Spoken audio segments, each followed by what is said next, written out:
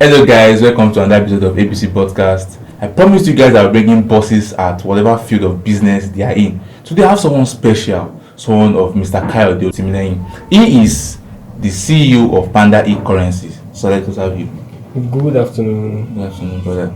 So I'm the CEO of Panda Currency, and I'm also the founding partner of Bonus Pay and all that conglomerates, Bonus Technologies, then other fintechs. Yeah, I promised you guys that there will be people that are into business, and I had to fish out people that are really into tech this period. And I felt like bringing someone who is very good at tech and has made a lot of money from tech as well. So let's have him. Basically, I want to ask you, sir, how has your background, the history of your business been? How has it been? Well, it was sort of intentional, I would say, because right from when I was young, I always knew I was going to go into tech. Right from when I was in primary school, I started with building websites at a very young age. Then I transited from building websites into building cars and connecting lights, fixing lights. At some point when I was young, I was repairing everybody's phone, that kind of thing. When you are the one repairing your parents' phones and all. Then when I left SS3, I accidentally got into robotics and programming, and I had to learn C++. Then after that, I went to the university. Then after the ups and downs, I found myself in crypto. Then from crypto, I transited into crypto technology, and from there, I went to do the infrastructure part. Wow. Your stories are it's very sweet actually, because when I was in primary school, what we do then was just to play around the streets. We never thought of even thinking of whatever course where to do. Like when I was growing, still when I got to secondary school, I don't think I actually thought of what I want to become. Like when we want to become doctors, want to become engineers, but at that time I knew that I don't know anything. You get my point like that. So your story is actually making so much sense. So it's actually a great thing to know what you want to be from that of your when you're giving birth to. Well, I at some point I wanted to be like an engineer. It was so obvious because like I was really bad at maths. So my mom convinced me and talked me into going into art class with my dad. He talked me into going into art class. So I ended up in art class. Then after art class and all, now I'm still in the university actually. I'm still studying law. So life has been moving from place to place. Wow. So because of maths, that was what changed. Yeah, that was what changed my life. But I actually made up my mind, and I was like, okay, fine, I'm still going to do this tech thing. And as God will have it, I'm still here. What was your background and history in your business? Well, my background and my venture into tech was intentional. I always knew I wanted to become an engineer from like primary school. Like from like when I was in like primary school, I started building websites. I started from website building. I transitioned to programming robotics when I got into SS3 and Reno. Then I had to learn C++. Then when I got into the higher institution, I had to jump into crypto. Then from crypto, I got into the infrastructure part, the blockchain technology part, and all. And now we're still here. That's really great. I have a few questions I want to ask you. Now, what inspired you, to venture into crypto as a whole crypto tech infrastructure? What inspired you to? Well, getting into crypto was really just accidental for me. I knew about Bitcoin when I was in like SS3.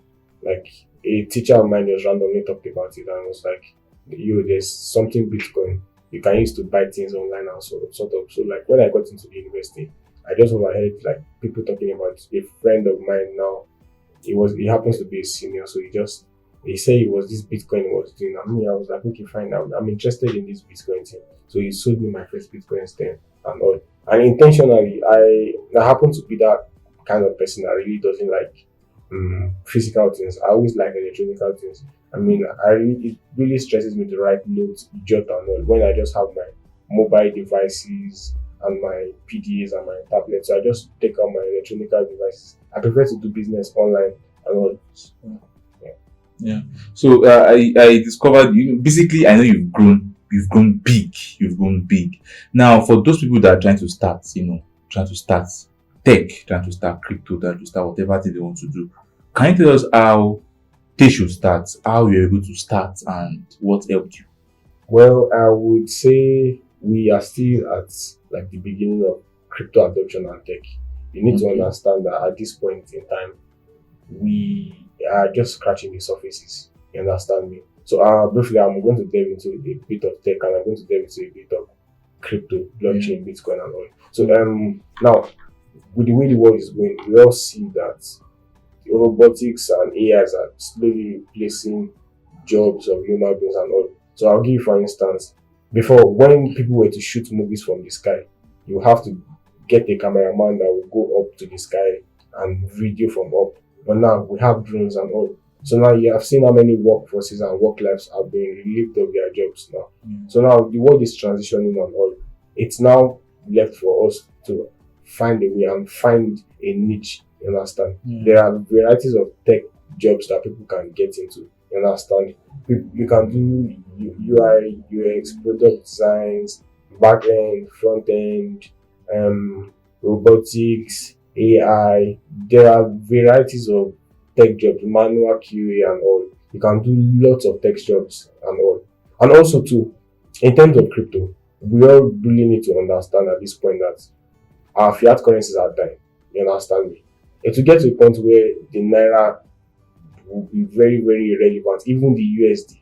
We happen to see what's happening in the US Yeah, right now makes with sense. BRICS, with another third party coming and saying, okay, fine, let us create an organization where we are going to de-dollarize. That means we are going to make the dollars irrelevant. You understand me?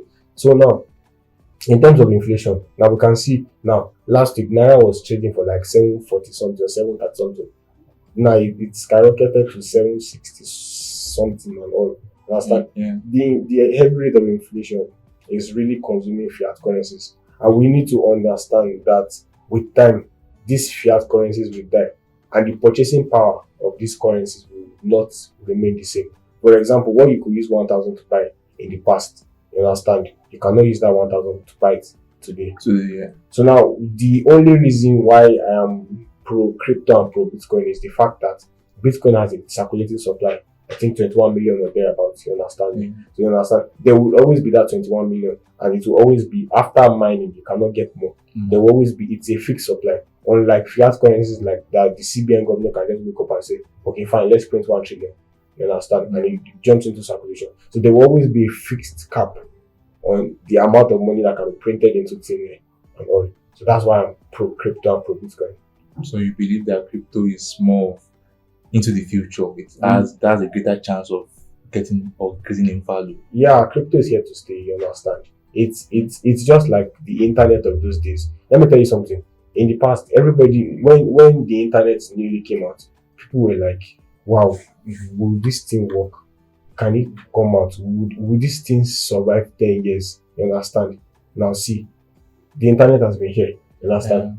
Life has transitioned in different aspects. There was a time when there was a time when automobiles nearly came out. There was a time when telecommunications came out and all. People doubting all those things. So now this is the AI and the crypto world, and the money that will be used in this world will be cryptocurrencies, digitalized finances. You understand? Yeah. That is why a lot of countries right now are going into adoption of digital currencies. You understand me? A lot of countries now are saying, okay, fine, let us print out, let us mint these digital currencies. You understand? Now, I heard there's a digital RMB now.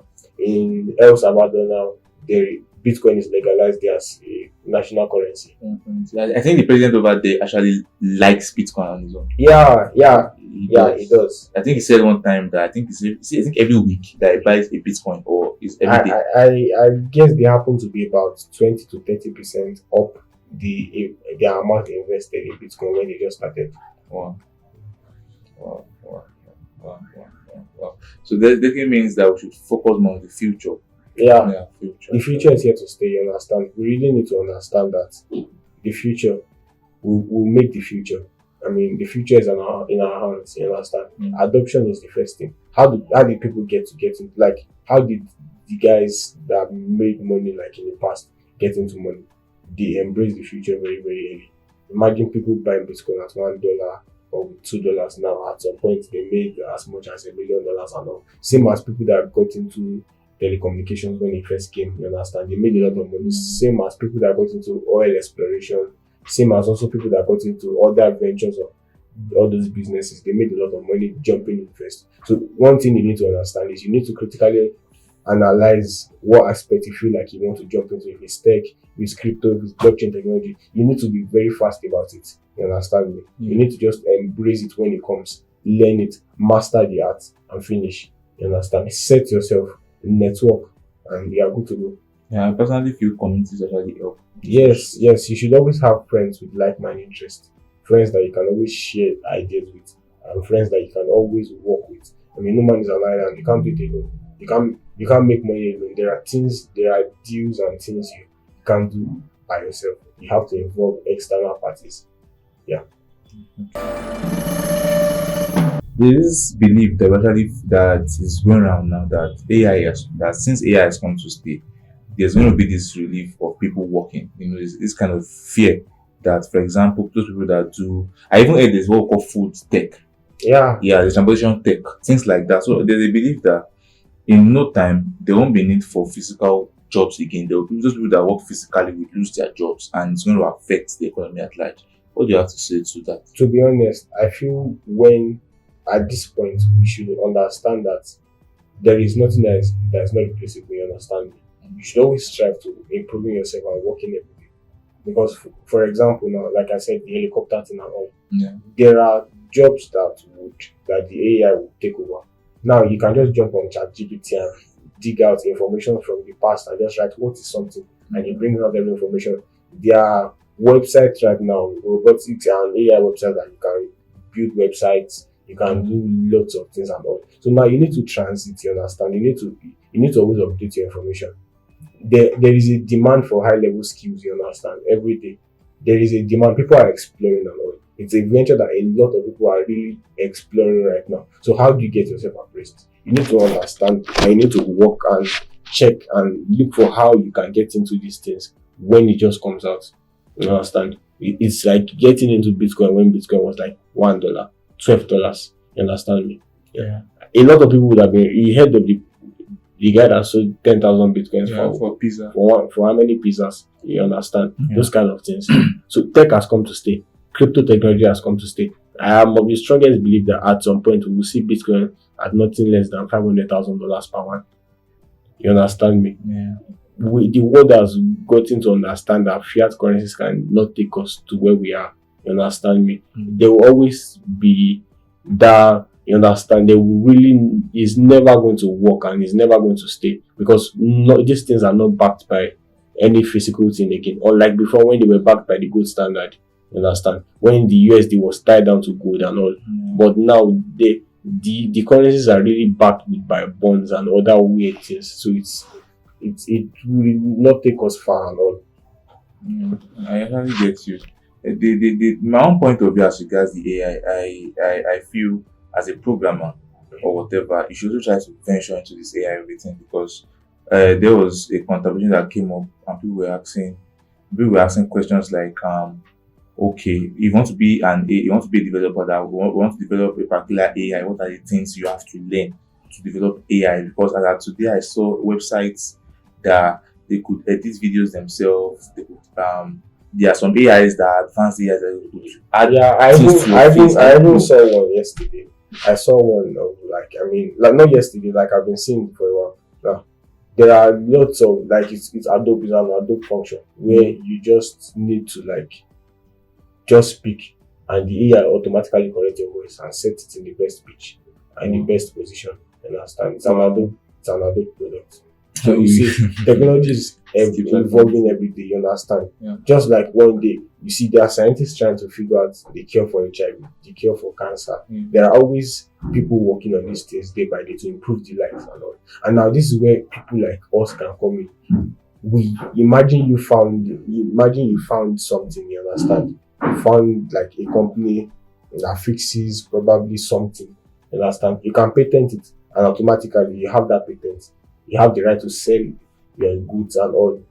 You understand? Just like Graham that discovered mobile phones, or that made mobile phones. He really wasn't the first person to make that thing, but he was the first person to patent it. And with sources of what I heard, it was probably the person that first started it was late with like a few days or something to patent that phone. But now, originally, everybody recognizes Graham Yeah, as the yeah, simple. that's very good.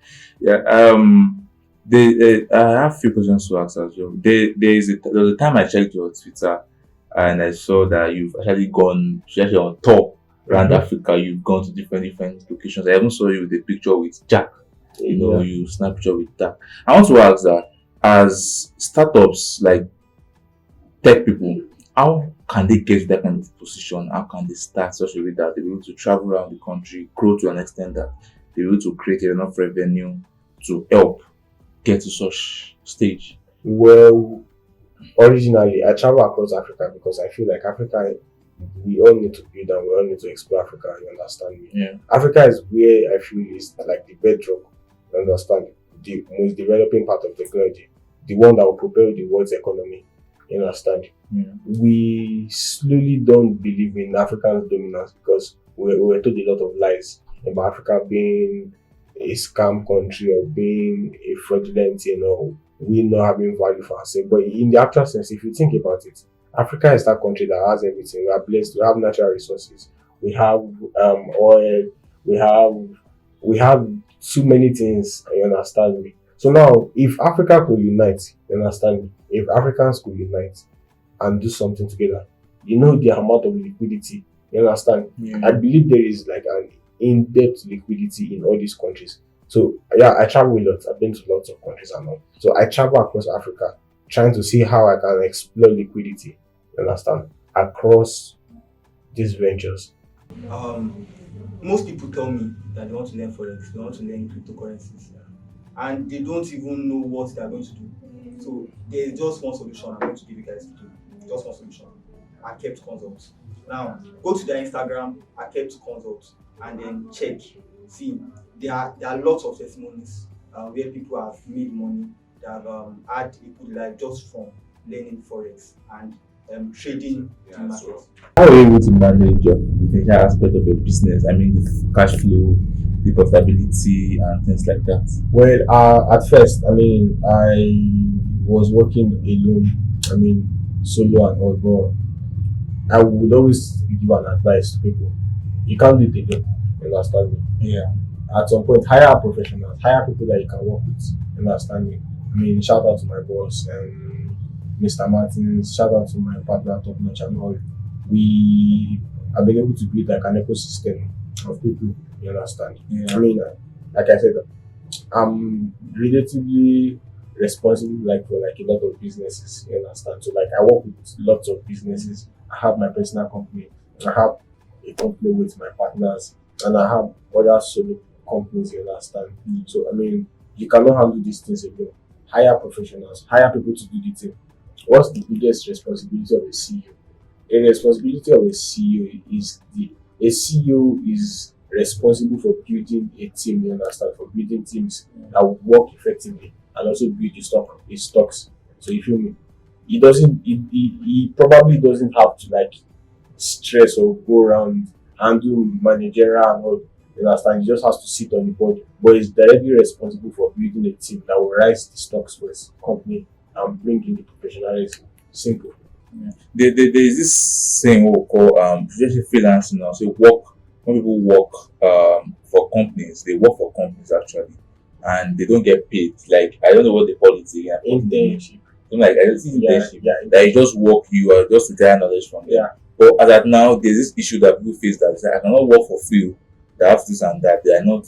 What do you have to say about that actually? Because we're that kind of system. Well, a lot of people need to understand that there are there is a privilege you get when you work for a couple of companies. Yeah. You need to get experience first. You can't start your gig earning lots of money at some point. You need to be humble and be understanding enough to gather knowledge and gather skills from people that are willing to give you. It's an opportunity for you to learn a new thing. Always learn a new thing. If you are given the opportunity to work for free and to gather experiences and all, take it. It's the best. At least if you add it to your CV, something. If you add it to your resume, I worked for Seplat, I worked for this company. it's a very big privilege, and it's a big something big that has that appears on your CV. So the ideology of I can't work for free is really not it. You should be able to bring yourself down. Understand me? There's this thing I want to ask. As regards people that work and they have this belief that there's no value given to people that work in Nigeria here. What do I mean? For example, someone that does graphic design, for example, can say, "Oh, I asked someone of recent. He said that per graphic design they do over there, probably see a job over there, they pay them $50 per graphic design, probably for logo, for flyer, and things like that." But I look down to that of Nigeria. If I'm to do a flyer or to do a logo, I can't be more than 2,000 naira, 3,000 naira for such a thing. Do you understand me? So my question is, what do you think they should do? What is your mind towards those people that are trying to achieve or go attain jobs over there? Your value is relatively it really depends on where you put your demand scale and how you understand. There are still graphics guys in Nigeria that are charged like $100 per graphics, you understand me? It's where you put your demand. It is where I feel like everybody has the right to putting yourself to where you want to be, you understand? Build yourself, fix yourself, learn skills, be very good and fix your price. You understand me? We can be doing the same thing, but it doesn't have to be the same price. I charge you like $1,000 or $1,200. You understand? To do something that somebody will charge you $50 for. You're not paying for you're paying for the service, you understand? You're also paying for my skill, for my time, for my diligence, for the fact that you understand I bring in that aura into the business. And there is a misconception about Nigerian developers and all. I mean, we happen to be like the biggest talent, you understand? Yeah, must have read about Andela and the rest of it. We happen to be the biggest brains and the biggest talents in outside, the most sought outside talents. If you think about it, there is always the Nigerian in a lot of foreign projects. Yeah. Who do you think invented Calendly? It's in Nigeria that invented Calendly. And that app, I mean, that website that you used to like shadow and document events and meetings and all. Same as other startups. A lot of startups are being invented by Nigerians. You understand? Yeah, I think I heard of Udemy as well. I think it is the man that owns about 60%. I mean, Nigerian. Nigerians are everywhere in a lot of fintechs and a lot of companies. The biggest fintech companies, like there are lots of. I mean, Paystack was built by Nigeria. Flutter was built by Nigeria. Big fintech startups were built by Nigerians. So that misconception about Nigerians not being sought outside and all, build that in and place your value on it. You understand me? So how will you explain your success in your business as when you started? How can you let us understand how success has been? How have you been doing the business? How has it been going? What do you have in mind? What do you have for the future about your business? A lot of newbies always feel like you can have it instantly and all.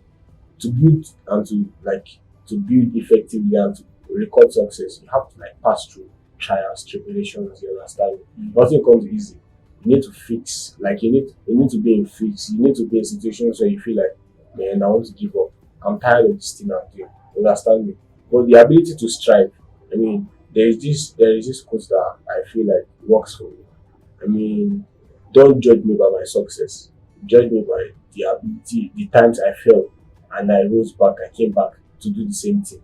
It is really not easy to start again. But you understand that you always need to start again. That's why you're a human being. You are the one that wants to get rich. So you should take every terms and condition that comes with it. You need to gain the ability. You need that momentum to when you fail, you be like, no, I want to start again. I have failed and all. So you understand, you must always record losses, you must always sacrifice and all.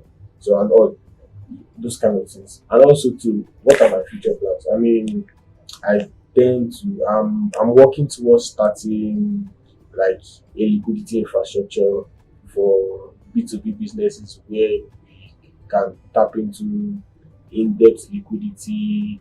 And also I'm also working towards building a niche around cross-border payments and crypto infrastructures and helping businesses to scale in the crypto world and all, and also building effective payment gateways for people to accept crypto and the rest It's most of them. Yeah, as a means of payment. Yeah, and with time, I'll probably go into like a physical business because I feel like, I mean, I've been in tech for a while. Let me do something real. I'll probably go into inventory or shipping or something like that. Dropshipping.